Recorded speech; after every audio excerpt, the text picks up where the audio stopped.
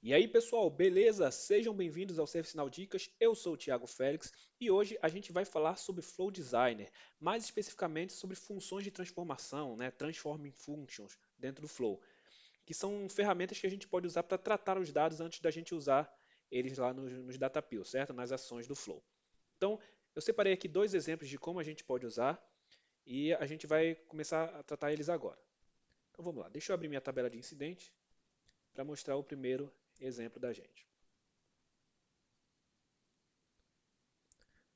Ok? Então aqui na minha tabela de incidente eu tenho este campo aqui, que é um campo customizado que eu fiz, que é a contagem de notificações. O que acontece?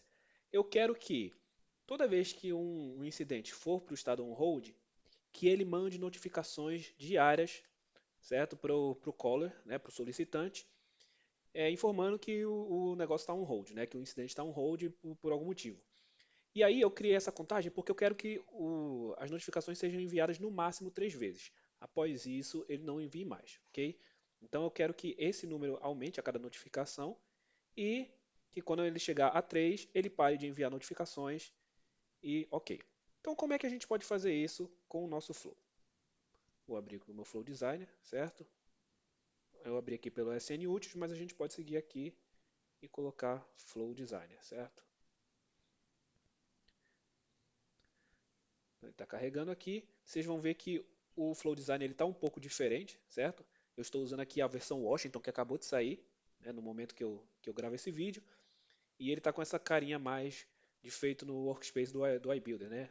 Então, ele tá um pouquinho diferente, mas as funcionalidades continuam da mesma forma. Então, vou criar um new flow aqui, vou colocar o nome, que é envio notificações de incidente. Vou colocar para ele rodar com o usuário de sistema e vamos construir. Então eu quero que esse flow ele rode a cada, sei lá, 3 dias, 2 dias. Vou botar diariamente mesmo, só para fins de teste. E ao meio-dia, não importa. E aí, o que eu vou fazer? Primeiro, eu vou dar um lookup records, né, na minha tabela de incidente. E eu vou procurar quais incidentes?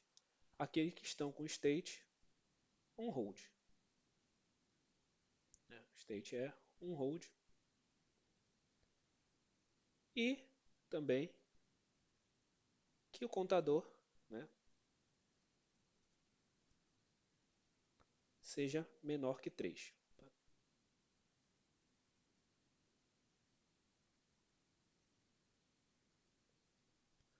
Beleza, e agora eu vou usar um for each. Então vou para cada incidente que ele encontrar, o que ele vai fazer? Ele vai enviar uma notificação, né?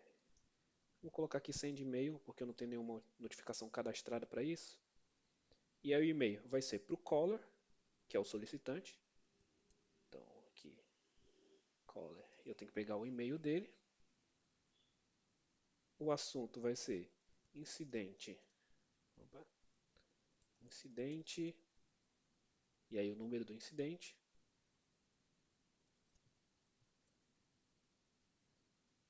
está on hold. Aqui, teste qualquer.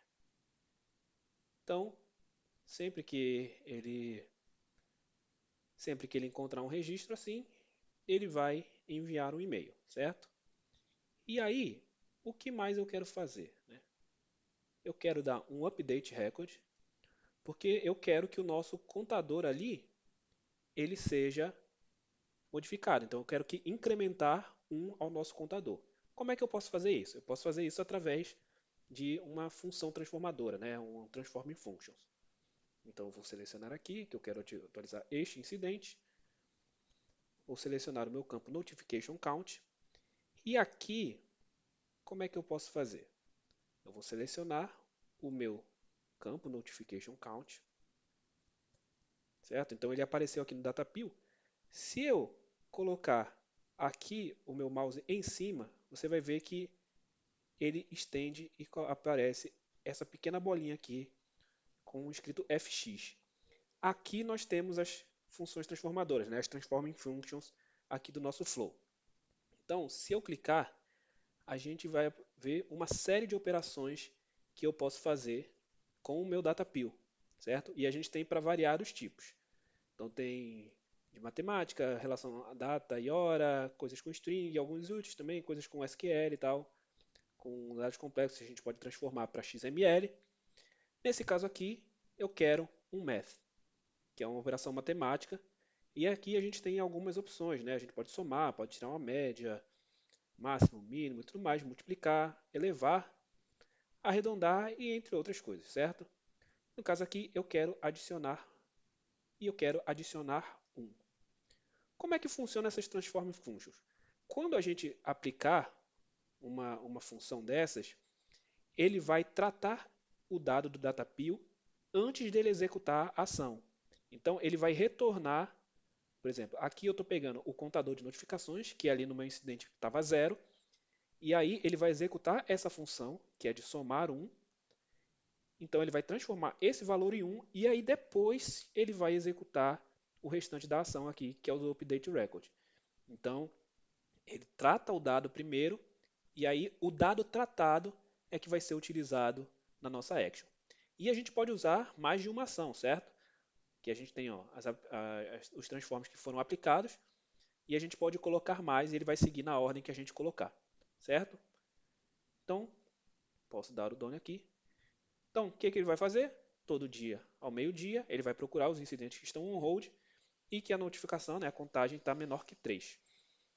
Para cada item que ele achar, ele vai enviar um e-mail e vai dar um update no incidente, né, naquele campo, para aumentar a contagem. Ok? Então, eu tenho aqui meus incidentes. Eu só estou com esse aqui on hold. Não sei se tem outros, deixa eu ver. Ó, tem alguns que estão on hold, todos com 0. Beleza? Então, vou fazer um teste.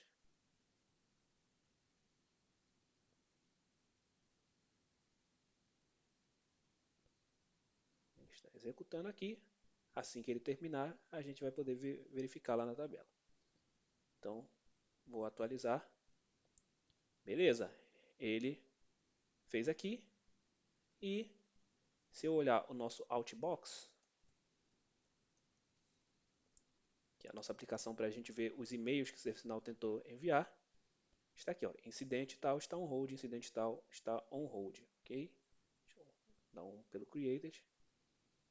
Ok, a gente viu que ele está funcionando, certo? Então aqui a gente tem 8 registros. E se a gente for ver aqui, 1, 2, 3, 4, 5, 6, 7, 8 também.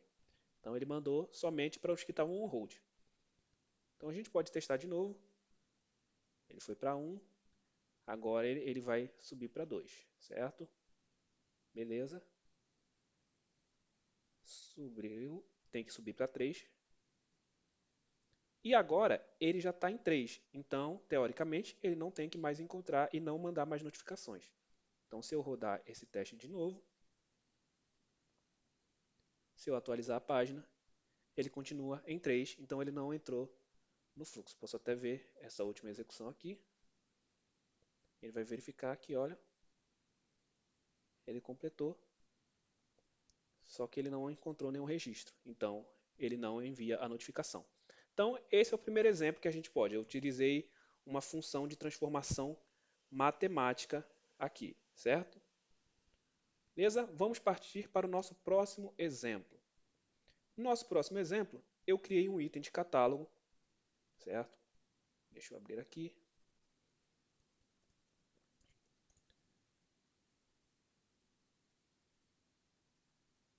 Updated. É um item de catálogo bem simples, adicionar usuários a grupos. Então, digamos que você quer adicionar um ou mais usuários dentro de um ou mais grupos, certo? De forma automatizada, sem precisar alguém colocar lá manualmente.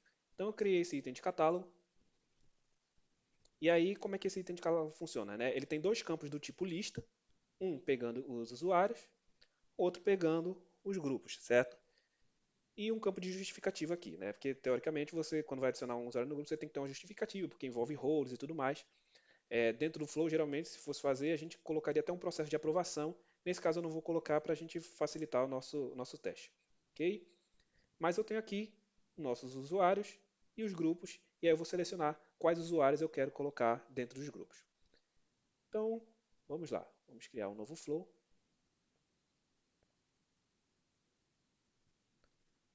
Ser add users to groups. Mesma forma como está lá no nosso catálogo. Ok. Vou rodar com o usuário de sistema também. Nosso trigger vai ser agora Service Catalog, que é um item de catálogo. Ok? Quando a gente vai lidar com itens de catálogo, uma das primeiras coisas que a gente precisa fazer é o Get Catalog Variables. O que essa ação faz? Ele vai puxar dentro do item que está aqui no trigger, certo? As variáveis que estão relacionadas a um template.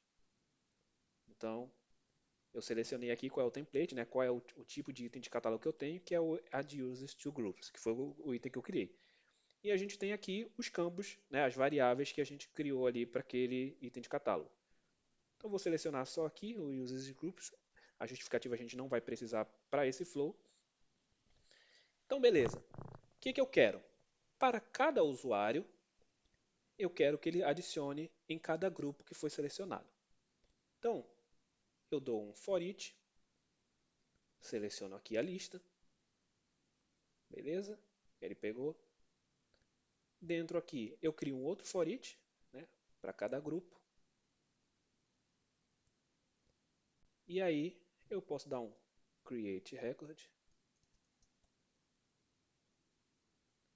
na tabela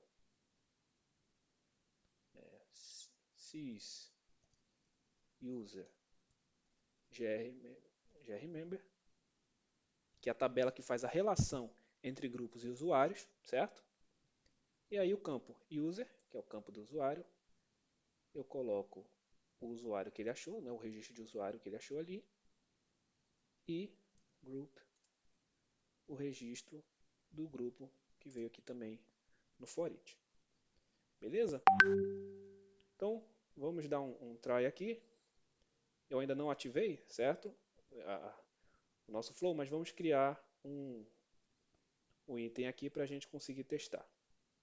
Então, vou colocar essa Ali Pumphrey, botar também essa Alejandra Prenat aí, nesse grupo do App Engine Studio, ok? Então, vou dar um ordenal aqui. Opa. Justification aqui como teste. Ele criou aqui a minha rec, que vai estar atrelada também a uma rating, certo? Então vou usar essa rating aqui como valor de teste. Vamos testar.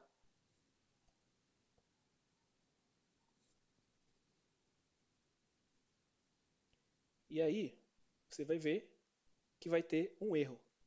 Por quê? Ele não encontrou nenhum usuário. Como assim? Eu não tinha colocado um usuário ali? O que está acontecendo? Isso acontece porque esse tipo lista, quando a gente cria uma variável do tipo lista dentro do service now, essa lista, ele é até reconhecido como lista no Flow Designer, certo? E dentro da plataforma, para alguns filtros de como vai ser o comportamento do campo e tudo mais. Porém, o retorno desse campo, na verdade, é uma string, certo? É uma string de vários sysids, né? Vários objetos ali, na verdade, separados por vírgula. Então, o que a gente pode fazer para que esses dados sejam utilizados aqui, né? Para que o Flow consiga pegar esses dados? A gente pode usar essas funções transformadoras, um Transform Functions, certo? Então, eu venho aqui, mais uma vez no meu Datapill, aqui dos usuários, venho aqui na função, e posso dar um delete aqui, E aqui, dentro da minha parte de string, certo? Como eu falei, a lista ali retorna uma string, eu posso dar um split. Para quem já conhece o JavaScript e tudo mais, né, entende programação, split é uma função que você escreve um separador, né, você mostra qual é o separador que você quer, e aí toda vez que a automação identificar esse separador dentro da sua string, ele vai colocar esses elementos numa array, né, numa lista, uma lista de verdade, né, numa array. Então, se a gente tem três itens separados por vírgula, por exemplo, três números separados por vírgula, ele vai criar uma array com três números, ok? Então, como eu falei, a nossa lista ali retorna um string com vários objetos ali separados por vírgula. Então, coloco que o meu separador aqui é uma vírgula, dou um apply e agora ele já está pegando aqui com o meu split. Da mesma forma, eu vou fazer isso aqui na parte dos grupos. Vou dar um split, colocar uma vírgula, dar um apply. E agora eu vou atualizar isso aqui, certo? Sys user grmember, colocar aqui que user é o meu usuário aqui do foreach e o group é o grupo selecionado aqui, foreach. Agora sim eu posso fazer mais um teste.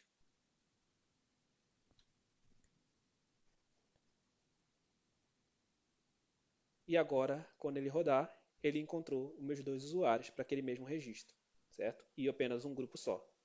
Então, como eu falei, a gente pode usar essas funções transformadoras para várias coisas, né? Para operações matemáticas, a gente tem operações com datas que podem facilitar muito o trabalho. Quem trabalha com serviço com data sabe como é difícil, né? Como é chato às vezes você fazer algumas transformações. E dentro do Flow a gente tem uma ferramenta nativa aqui para a gente poder tratar esses dados e poder utilizar de uma forma mais efetiva.